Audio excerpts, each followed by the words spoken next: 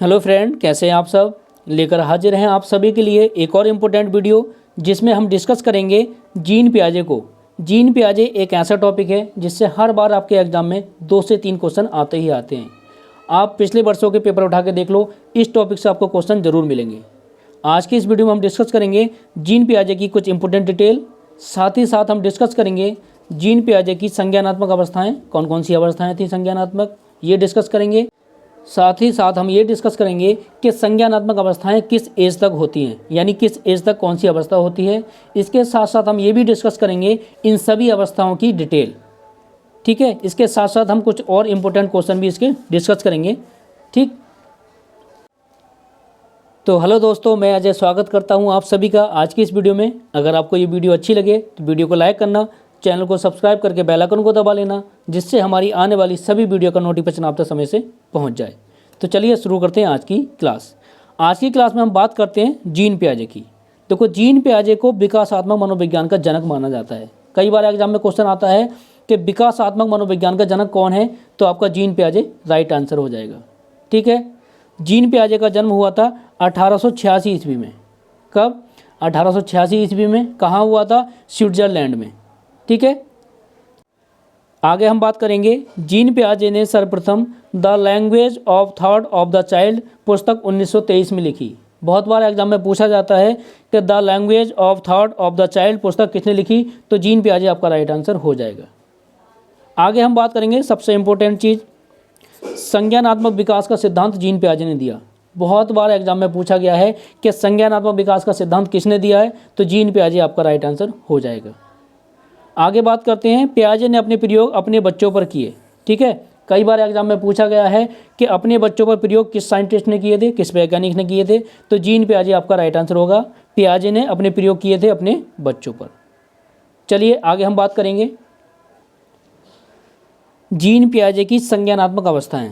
Exam में सबसे ज़्यादा क्वेश्चन यहीं से बनते हैं। ठीक है, कौन कौन सी अवस्थाएं थी? देखो, पहली थी संवेदी गामक अवस्था, दूसरी थी पूर्व संक्रियात्मक अवस्था, तीसरी थी मूर्त संक्रियात्मक अवस्था और चौथी थी औपचारिक संक्रियात्मक अवस्था।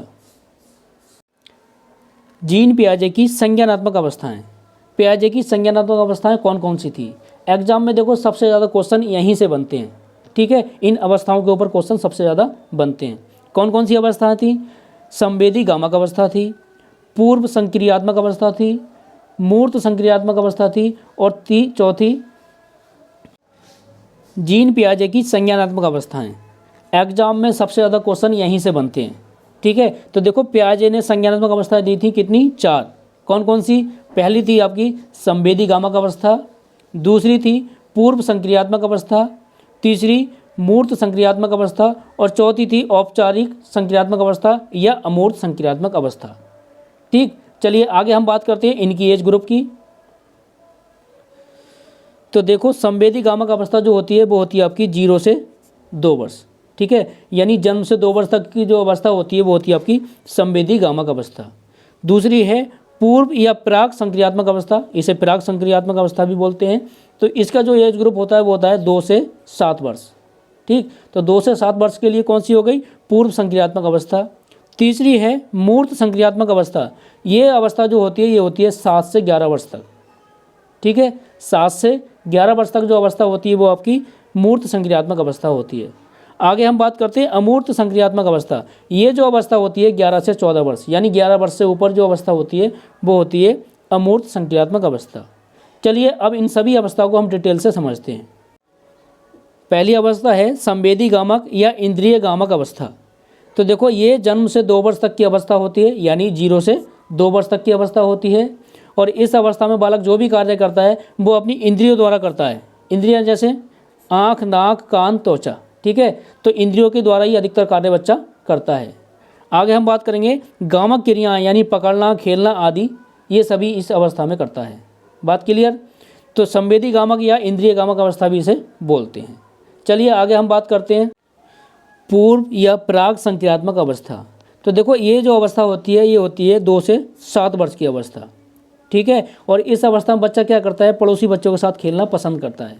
यानी जब बच्चा 2 से 7 वर्ष के बीच में होता है, बच्चा अधिकतर क्या करता है? पड़ोसी बच्चों के साथ खेलना बहुत ज़्यादा पसंद करता है। ठीक। बालक शब्दों व प्रतीकों का प्रयोग करता है, प्रतीकात्मक खेल खेलता है। ठीक है। आगे है, इसी अवस्था को खिलौनों की आयु कहा जाता है। तो देखो कई बार एग्जाम में पूछा गया है कि खिलौनों की आयु कहा जाता है किस अवस्था को, तो वो होती है आपकी पूर्व संक्रियात्मक अवस्था या प्राक संक्रियात्मक अवस्था। इसी अवस्था में बच्चे में भाषा का विकास प्रारंभ हो जाता है। तो देखो एग्जाम में बहुत बार पूछा गया है कि बच्चे में भाषा का विकास प्रारंभ हो जाता है किस अवस्था में, तो पूर्व संक्रियात्मक अवस्था होती है, यानी पूर्व संक्रियात्मक अवस्था में बच्चे में भाषा का विकास प्रारंभ हो जाता है। चलिए आगे हम बात करते हैं मूर्त संक्रियात्मक अवस्था। तो देखो ये जो अवस्था होती है ये होती है 7 से 11 वर्ष की अवस्था। ठीक, 7 से 11 वर्ष की अवस्था। इस अवस्था में बच्चा क्या करता है, चिंतन करना, तर्क करना शुरू कर देता है। ठीक, एग्जाम में बहुत बार पूछा गया है कि बच्चा चिंतन करना या तर्क करना शुरू कर देता है किस अवस्था में, तो आपका राइट आंसर होगा मूर्त संक्रियात्मक अवस्था में।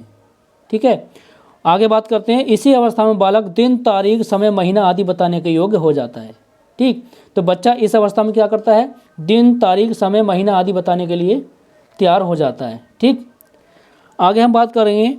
इस अवस्था में बालक सही अनुपात का अंतर, आकार, भार, क्रम आदि को समझने लगता है, यानी कौन सी चीज़ भारी है, कौन सी चीज़ हल्की है, या कौन सी चीज़ बड़ी है, कौन सी चीज़ छोटी है, बच्चा ये सब समझने लग जाता है। ठीक है, आगे हम बात करते हैं मूर्त चिंतन का प्रारंभ हो जाता है। तो देखो मूर्त चिंतन का प्रारंभ कब हो जाता है, वो हो जाता है आपका मूर्त संक्रियात्मक अवस्था में। ठीक, एग्जाम में कई बार ये भी पूछा गया है, और देखो इसका आंसर इसी में होता है, मूर्त मतलब मूर्त संक्रियात्मक अवस्था। ठीक है, चलिए आगे हम बात करेंगे औपचारिक या अमूर्त संक्रियात्मक अवस्था। तो देखो ये जो अवस्था होती है ये होती है 11 से 14 वर्ष की अवस्था। ठीक, और इस अवस्था में किशोर मूर्त के साथ साथ अमूर्त चिंतन करने योग्य भी हो जाता है। ठीक है, तो देखो ध्यान रखना, मूर्त चिंतन की बात आए तो मूर्त संक्रियात्मक अवस्था होगी, और इसके साथ साथ अमूर्त चिंतन भी करना शुरू कर दे बच्चा, तो ये जो अवस्था हो जाती है अमूर्त संक्रियात्मक अवस्था हो जाती है। ठीक है, कार्य में अंतर करना समझने लग जाता है बच्चा, यानी कौन सा कार्य करना उचित है, कौन सा कार्य करना अनुचित है, ये सब समझने लग जाता है। इसीलिए क्या करते हैं, इसे तार्किक चिंतन की अवस्था भी कहते हैं। ठीक है, चलिए अब हम देखते हैं कुछ इंपॉर्टेंट क्वेश्चन। पहला क्वेश्चन है, बच्चे अपनी समझ से विश्व की परिकल्पना करते हैं, ये कथन किसने दिया। किसने दिया, तो देखो ये कथन दिया था पियाजे ने। ठीक है, ऑप्शन बी इसका राइट आंसर हो जाएगा। आगे हम बात करेंगे बालकों की सोच अमूर्त की अपेक्षा मूर्त अनुभवों एवं प्रत्ययों से होती है। पहला क्वेश्चन है, बच्चे अपनी समझ से विश्व की परिकल्पना करते हैं, ये कथन किसने दिया। किसने दिया, तो देखो इसके लिए जो राइट आंसर होगा वो हो जाएगा आपका ऑप्शन बी, पियाजे ने ये कथन दिया था कि बच्चे अपनी समझ से विश्व की परिकल्पना करते हैं। आगे हम बात करते हैं अगले क्वेश्चन की, बालकों की सोच अमूर्तता की अपेक्षा मूर्त अनुभवों एवं प्रत्ययों से होती है, ये अवस्था है।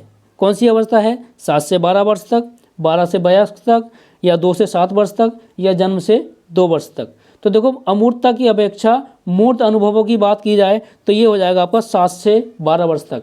ठीक है, ऑप्शन ए इसके लिए राइट आंसर हो जाएगा। चलिए अब देखते हैं अगला क्वेश्चन। अगला है, पियाजे के अनुसार बच्चों का चिंतन वयस्कों से डैश डैश में भिन्न होता है बजाय डैश डैश के। क्या आएगा, तो देखो इसके लिए जो आंसर हो जाएगा राइट आंसर वो हो जाएगा ऑप्शन सी, कि पियाजे के अनुसार बच्चों का चिंतन वयस्कों से प्रकार में भिन्न होता है बजाय मात्रा के। ठीक है, तो इसके लिए जो राइट आंसर होगा वो हो जाएगा आपका ऑप्शन सी। चलिए अब देखते हैं अगला क्वेश्चन। अगला है, संज्ञानात्मक विकास के 4 चरणों में संवेदी पेशीय या पूर्व संक्रियात्मक, स्थूल संक्रियात्मक और औपचारिक संक्रियात्मक की पहचान की गई, किसके द्वारा की गई, तो देखो ये पहचान की गई थी पियाजे द्वारा। ठीक है, इसका जो राइट आंसर हो जाएगा वो हो जाएगा ऑप्शन डी। ठीक, क्योंकि पियाजे ने ही संज्ञानात्मक विकास की 4 अवस्थाओं को दिया था। ठीक है, या बताया था। चलिए अगला देखते हैं।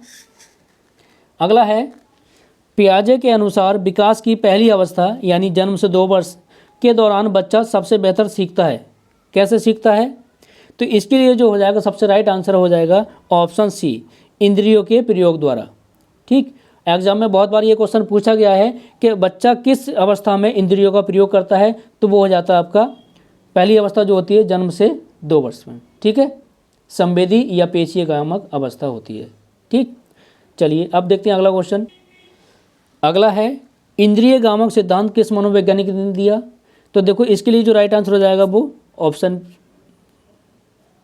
बी लिख गया या सी होगा, ठीक है। ऑप्शन सी राइट आंसर हो जाएगा, पियाजे द्वारा, ठीक है। इंद्रिय गामक सिद्धांत किसने दिया? पियाजे ने दिया। आगे हम बात करेंगे, बच्चे दुनिया के बारे में अपनी समझ का सृजन करते हैं, इसका श्रेय डैश डैश को जाता है, किसको जाता है? तो ये जाएगा श्रेय पियाजे को, ठीक। इस वीडियो में हम पियाजे की बात कर रहे हैं, तो पियाजे से रिलेटेड हमने क्वेश्चन लिए हैं, ठीक। तो इसके लिए जो राइट आंसर हो जाएगा वो हो जाएगा पियाजे। चलिए अगला देखते हैं। अगला है, निम्नलिखित में से कौन सा निहितार्थ पियाजे के संज्ञानात्मक विकास के सिद्धांत से नहीं निकाला जा सकता? कौन सा निहितार्थ? ऑप्शन ए है बच्चों की अधिगमनात्मक तत्परता के प्रति संवेदनशीलता, ऑप्शन बी व्यक्तिक भेदों की स्वीकृति, ऑप्शन सी खोजपूर्ण अधिगम, या ऑप्शन डी शाब्दिक शिक्षण की आवश्यकता।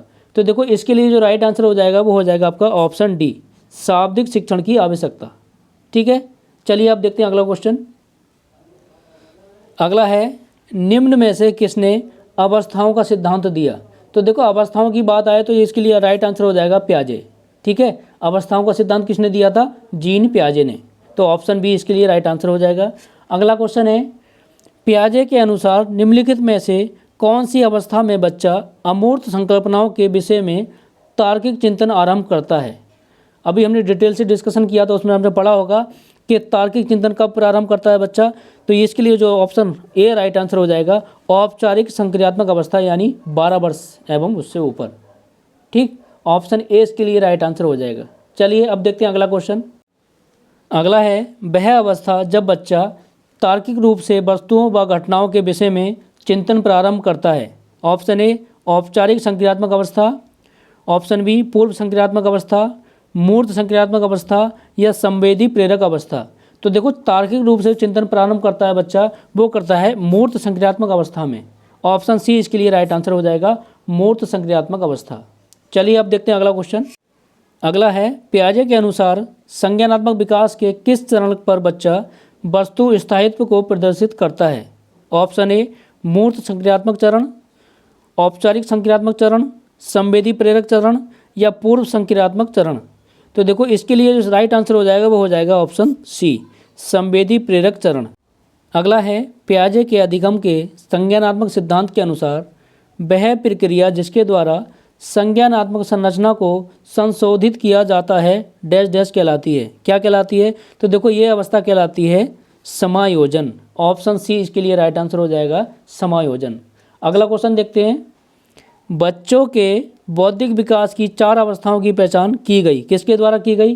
तो देखो बच्चों के बौद्धिक विकास की 4 अवस्थाओं की पहचान की गई थी पियाजे द्वारा, ठीक है। ऑप्शन सी इसके लिए राइट आंसर हो जाएगा, पियाजे द्वारा।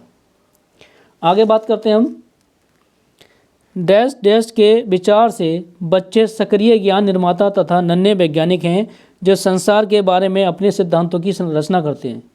तो ये किसने कहा था? ये कहा था पियाजे ने, ठीक है। ऑप्शन डी इसके लिए राइट आंसर हो जाएगा।